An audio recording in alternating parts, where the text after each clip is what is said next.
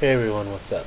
Now, I want to do a video about this debt ceiling crisis. Now, the first thing needs to be understood is that there is no crisis. President Obama and Speaker Boehner and all the Democratic and Republican leadership has already agreed to raise it about $3 trillion already.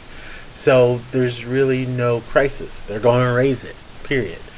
What they're arguing about is how much they're going to cut. Um, Now, there's basically two deals, as I understand, on the table. There's basically the Harry Reid deal, which basically cuts $2.7 trillion and has no revenue raises, which to me is, disastrous. Oh, and then there's this other plan, which is Obama's plan, as I understand it, and that basically cuts from $4 trillion from the budget. It cuts Social Security and Medicare. It has some revenue raises in forms of closing tax loopholes and ending some government subsidies, and it also cuts taxes for people in the highest 1%. It cuts corporate taxes as well. So basically, we have two shitty deals that are going to win out, basically. So I don't see the Harry Reid plan. The Harry Reid's plan is bad, right? You shouldn't be cutting anything. You should be trying to create jobs. You don't create jobs by cutting government services off the people when people are depending on the government because there's no jobs. It's like the self-fulfilling prophecy, So, but this other deal, which is Obama's deal, this supposed grand bargain, is absolutely horrendous. It's horrible. It makes no sense. Why would you support cutting Social Security when Social Security does not contribute 1 cent to the deficit, does not contribute 1 cent to our debt, and is solvent for like the next 30 years? It's solvent till like 2037. So why do you have to cut it now? Just because? Like, that's stupid. That's just a dumb reason.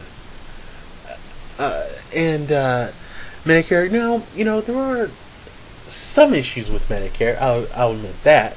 But the issues are not who's fucking paying for it. The issue is that healthcare costs are ridiculously expensive. And you have to rein those in so that we get more bang for our buck in terms of what we pay out in healthcare.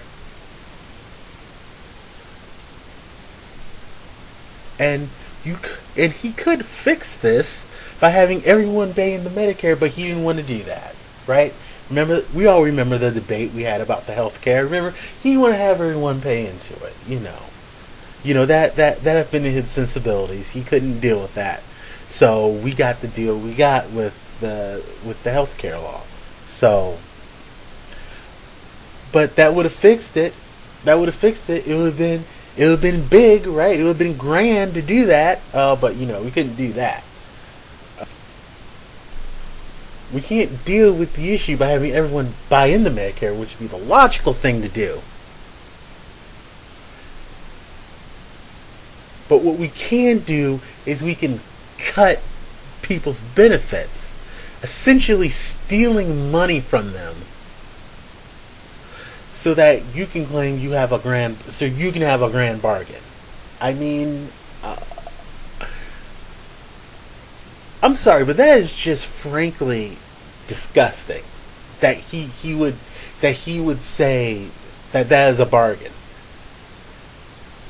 Um, and then there's the lowering of taxes for rich people and corporations when they should be paying more taxes. I mean, and then there's this thing about the loopholes that he wants to do. Oh, we'll get rid of the loopholes. See, his idea is like, we'll get rid of the loopholes and broaden the base for the taxes, and so then we can lower them. But here's the thing. He's saying in the vacuum as if 2 seconds after we do that, there wouldn't be lobbyists in there creating more holes in the tax code. So there wouldn't be tax. So there wouldn't be any more tax loopholes. So there would be more tax loopholes, and they'd pay lower rates than they're paying now. I mean, who doesn't think that would happen? I mean, that will happen. So it's just ridiculous for him to say that, oh, that's what we should do, when we all know that's what's going to happen. And he's saying it in this vacuum as if, like as if he's naive or something. And I know he's not. So, I mean, it puts us in a really... It's really awkward, for him to be talking about this in these terms, as if there's not a massive problem within the government in terms of lobbyists and corporate money. He like for him to say that, I mean, it's like he's in La La Land or something.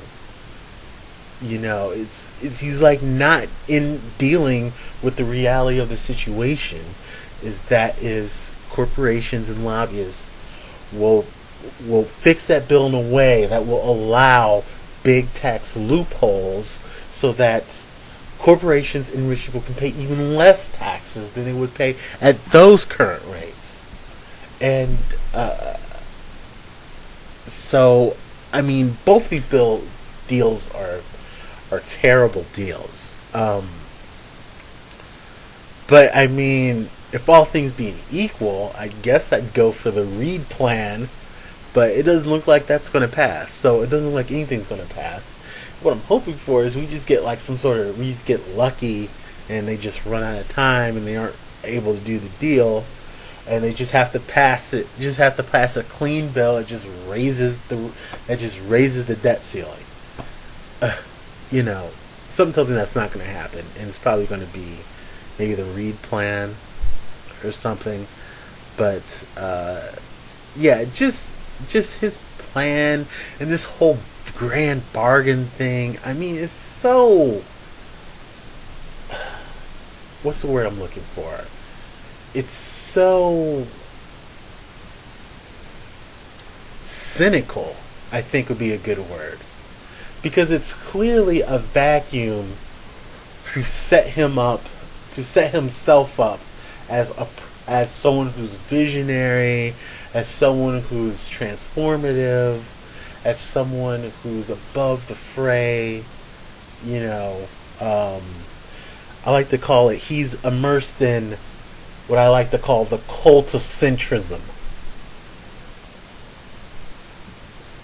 Meaning appearing like a centrist is more important than actually fighting for the best policy possible. Two just absolutely horrible bills. And, we're gonna get screwed. So, that's all I have. I'll talk to everyone later. Peace.